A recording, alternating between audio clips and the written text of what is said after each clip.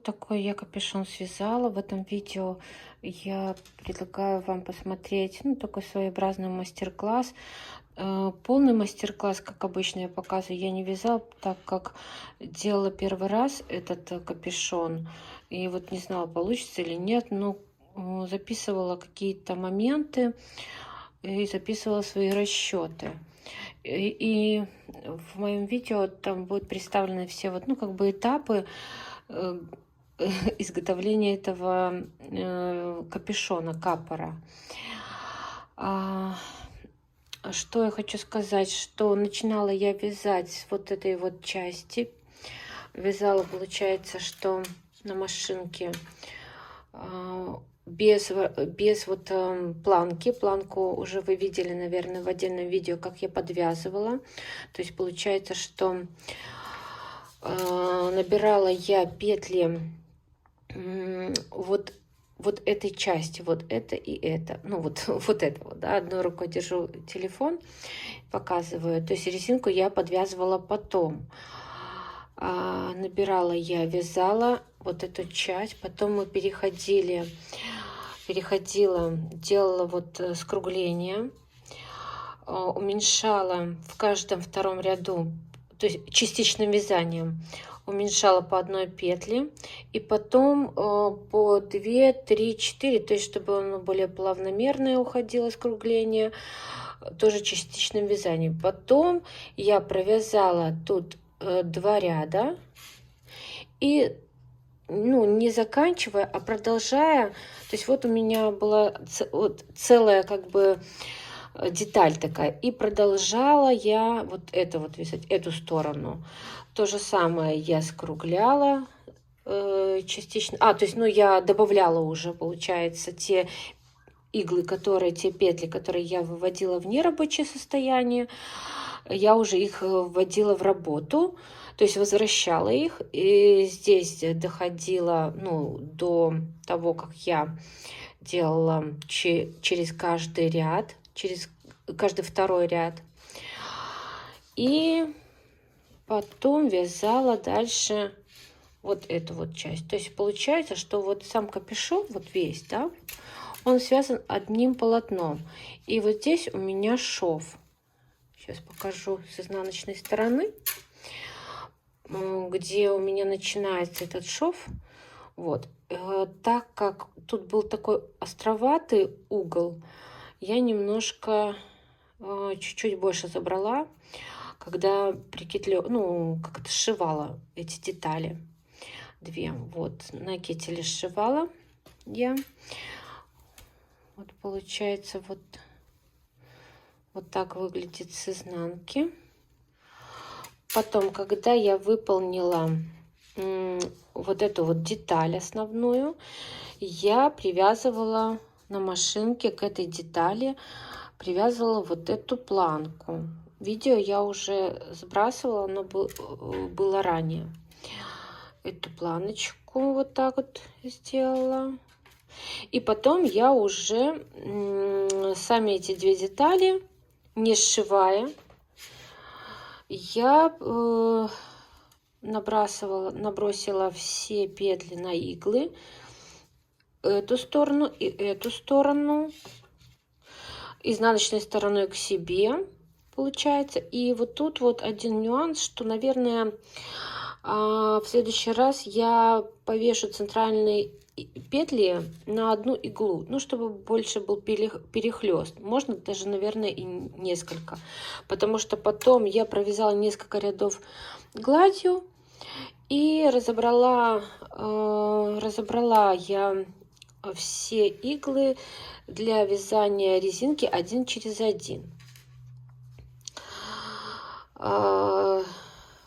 Тоже на 10, это на 10 плотности у меня было, и тут я вязала на плотности 10. Да, ну вот еще хочу показать мои расчеты этого капюшона. Значит, начинала я вязать с бросовой нити, потом добавляла основную нить, значит, на 60 иглах в работе вязала на плотности 10. И начиная вот с 4-го ряда, вот у меня 4, 9, там через 4-5 рядов я прибавляла по одной игле, петли на одной стороне. То есть расширяла этот капюшон, а потом его скругляла вот здесь.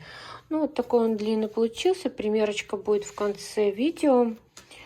Резинка у меня 44 ряда получилась. Ну, вот так вот я приблизительно себе рассчитала, посчитала. И, в принципе, я довольна своим результатом. Вот, планирую сделать из другой пряжи тоже такой же капюшон. Конечно же, было бы удобнее, чтобы здесь были какие-то застежки, может быть, ну не пуговицы, может кнопки, потому что вот как я пользуюсь тональником, ну вот он хорошо у меня одевается, этот капюшон, но все-таки дотрагиваешься до лица, и вот он загрязняется, этот капюшон. Возможно, что в следующий раз я буду планировать здесь какие-нибудь, может, кнопки, потому что так как они там, получается, под капюшоном, под волосами, сзади, и не будет видно. И, в принципе, кнопки можно подобрать какие-то красивые, и будет очень аккуратно сделано. Ну, что хочу сказать, что я планирую сделать еще один такой же капюшон. И если я буду уже вязать следующий капюшон, я уже сделаю такой мастер-класс полноценный. Спасибо всем за просмотры. Смотрите меня дальше. Там много будет разных кусочков моего творческого процесса. Приятного просмотра.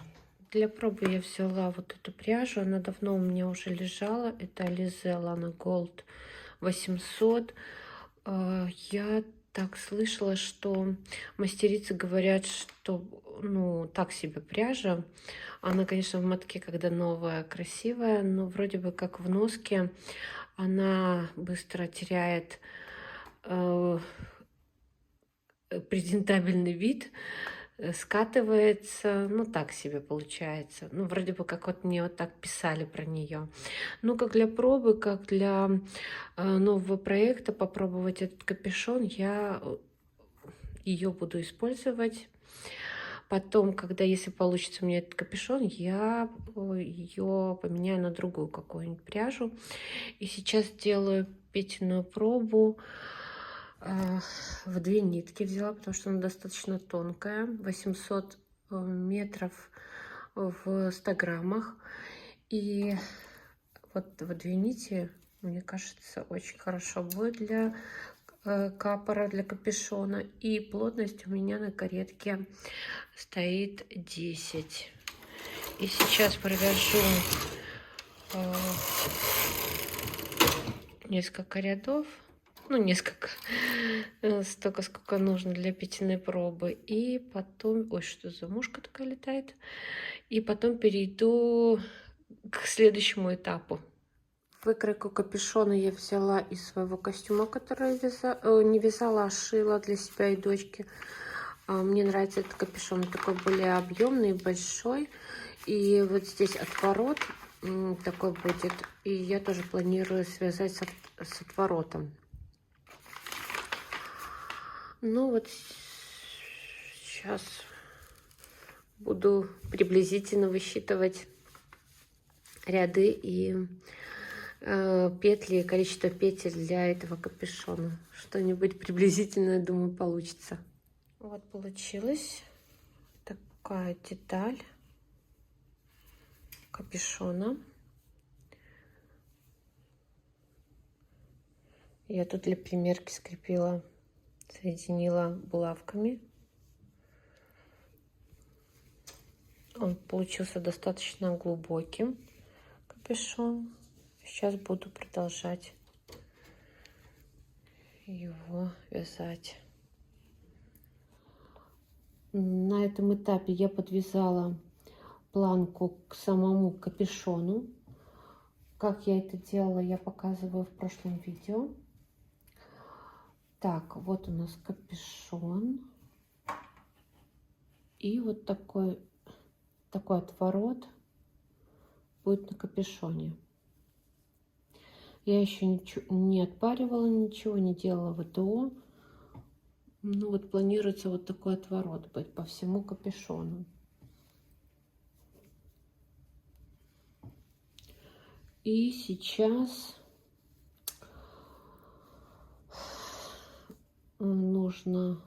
сейчас будет такой этап.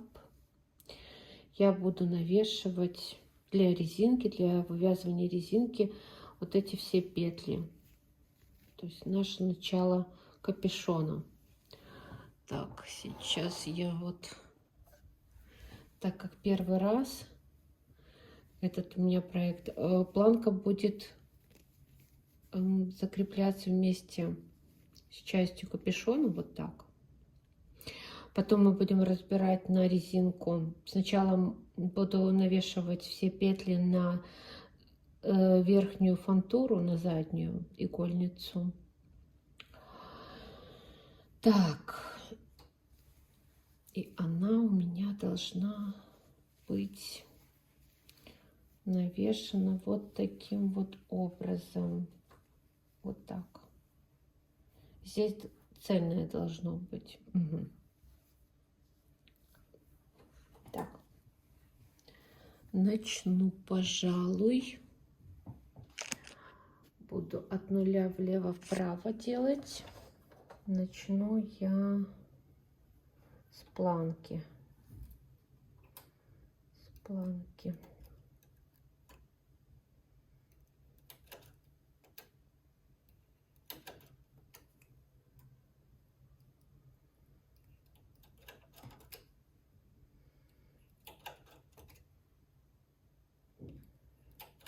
Так. Так.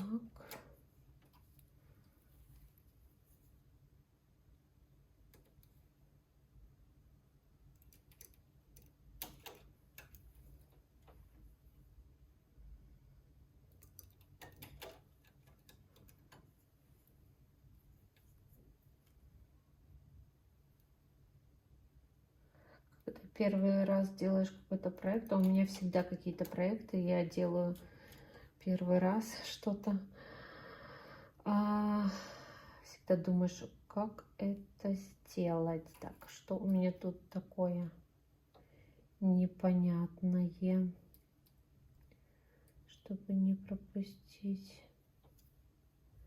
никакую петлю.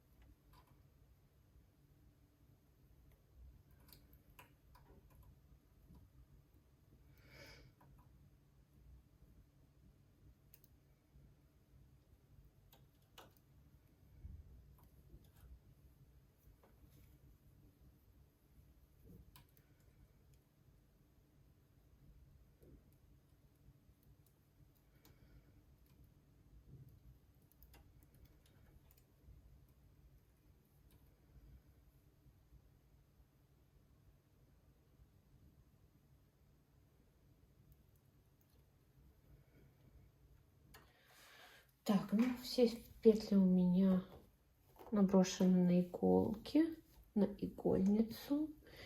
И сейчас это второй уже моточек пошел. Я его еще не перемотала. Проведем, сделаем один ряд общий гладь на плотности 10, конечно же, наверное. Вот, посмотрим. Должно все получиться.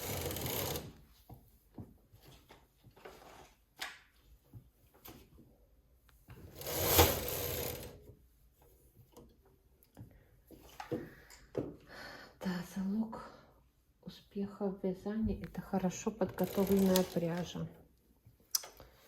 Это да. Так, ну что, давайте проверим, все ли у нас тут провязалось, что у меня сброшена одна петля почему-то. Порядок. И, наверное, еще один сделаем. Может, даже чтобы каретка, может быть, там стояла. Хотя или тут. Ну, все, ну а теперь, может быть, хватит. Теперь разберем на наши петли на резинку. Что для этого мы будем делать? Так, это у нас нам нужно все это дело туда отправить между игольниц.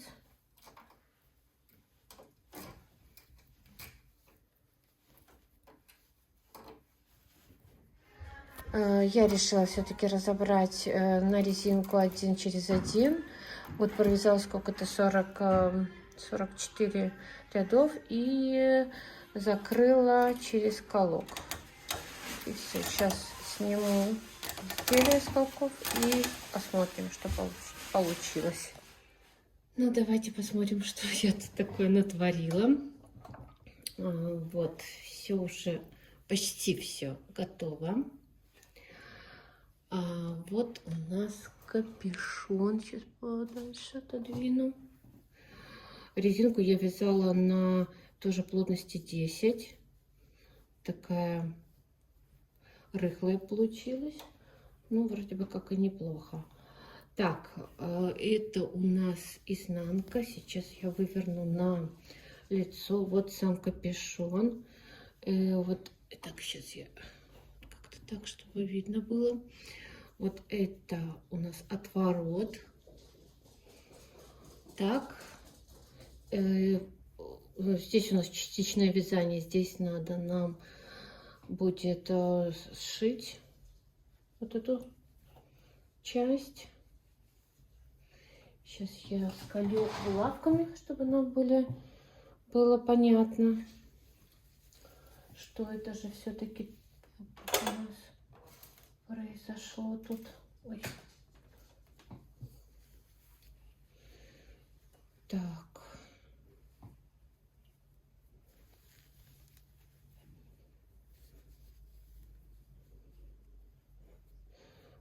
Сшивать я, не знаю еще пока. Может быть, на кительной машине буду. Сейчас.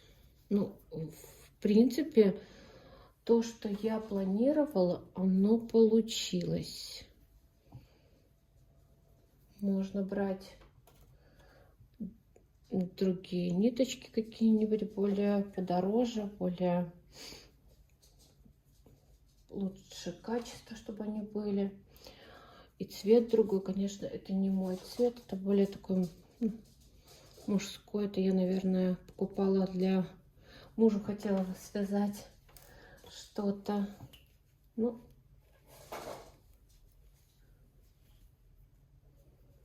так.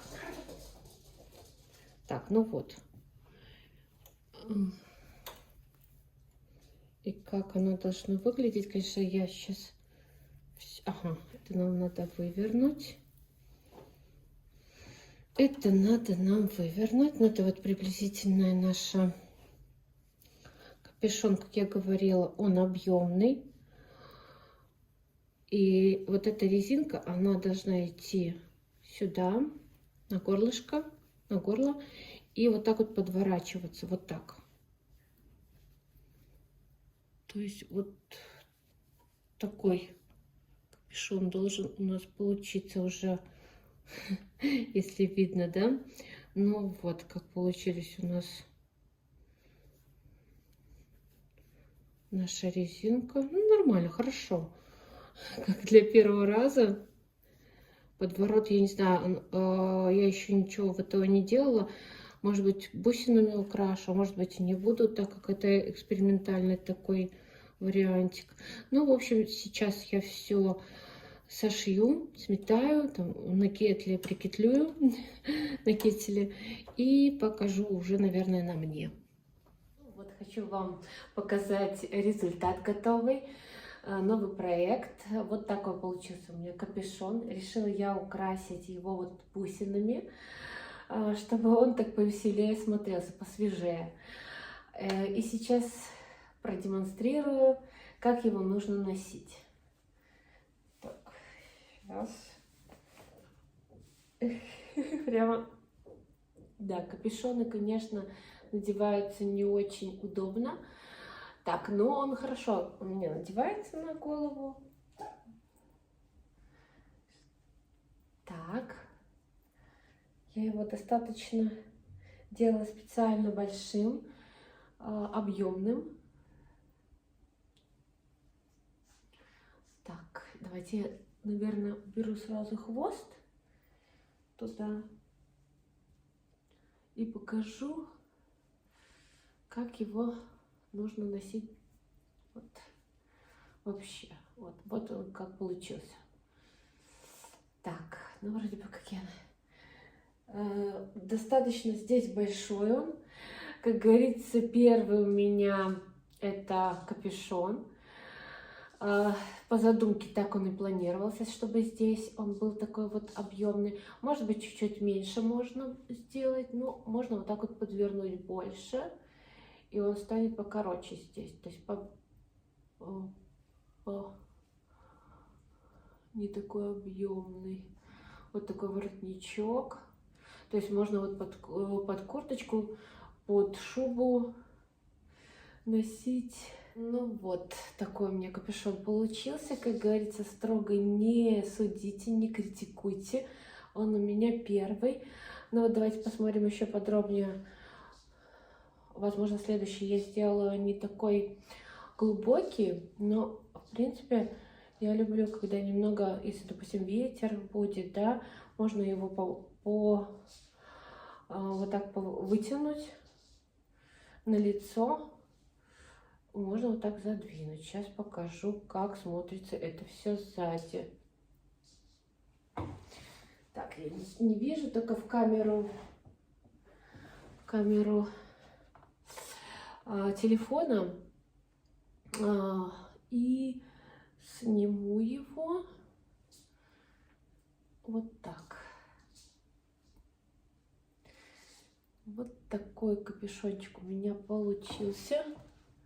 Как я уже говорила, ниточка пряжа у меня, что это, Alize Classic Lana Gold 800. Вязала я в два сложения на плотности 10. И как я уже говорила, что пряжа, ну, так себе вроде бы как в носке мне говорили, что после пару раз стирок она немножко катается, то есть теряет вид свой. Но как для эксперимента, как для каких-то отработок, очень даже неплохая пряжа, потому что она недорогая. Вязалась она хорошо. Ну вот так смотрится.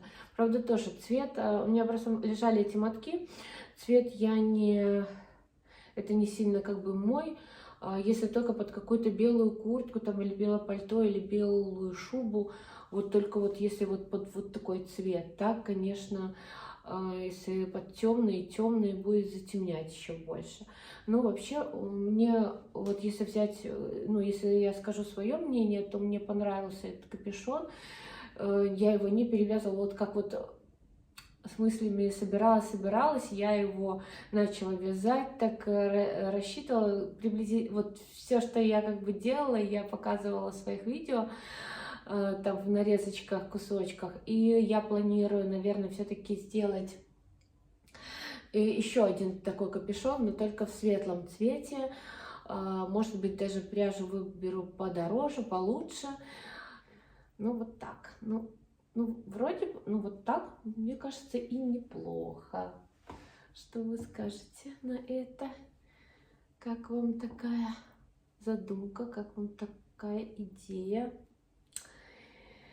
Вот. Спасибо вам всем, что вы со мной. смотрите меня, подписывайтесь на меня, ставите лайки, комментируйте. Мне очень приятно. Меня это вдохновляет. И до новых встреч. Всем пока. И Мишелька там лежит. Всем пока.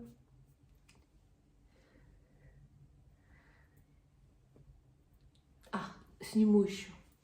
Как он снимается. Конечно, он снимается и надевается хорошо.